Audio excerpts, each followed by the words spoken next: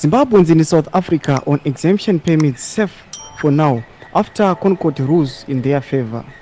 Achiperimushe muri Zimbabwe tava kuona kuti aiwa vagari maZimbabweans ari kuSouth Africa vava pasafe side, vava free. Inoda kuti vochinzi aiwa nhau yoti vakomana vaimbonzi vada kutandanisiwa kubviswa munyika yeSouth Africa. Sinamaiziva kuti vanhu vaingonzi vapo mapermits kana mugore rechi4 vaiva vadzoka kuti vanorinwa mapermits inofambirana nhau dzavo, asi panguva inoi vachinzi aiwa ikuzvino pasafe side makumbogara till November next year. Sarapinda mashoko sobuda kwanyongo achiitwa tichitarisa kuSouth Africa todibva subscribe like otina on the bell icon. Tipinda pahendo vanyora vachiti the Constitutional Court last week dismissed an application by the Minister of Home Affairs for leave to appeal a June 2023 Gauteng High Court Pretoria judgment, which held that the Zimbabwean exemption permit ZEP had been unlawfully terminated.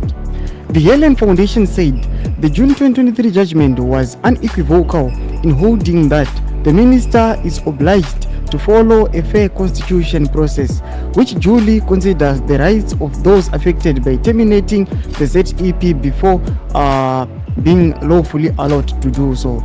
The Constitutional Court's ordered affirmed with finality that this most basic of legal duties binds the minister, notwithstanding changes in the office that may occur once a new government is formed when deciding the ZEP's future, the foundation said. Sandomashwa rubuda panapa tiona kuti aiwa kezvino maZimbabweans ari kuSouth Africa zvivambowa pasafe side. Sachimbotudzai mafungiro enyu notoona kuti aiwa chinhu chasunungura vanhu kuti vanhu vanga vati stranded votoshaura kuti voita sei. Ndoda kuti the announcement yakaingori immediate yaitwa ipapo. Satudzai mafungiro enyu pinai comment section medu, subscribe, kulike, tinotina on the bell icon.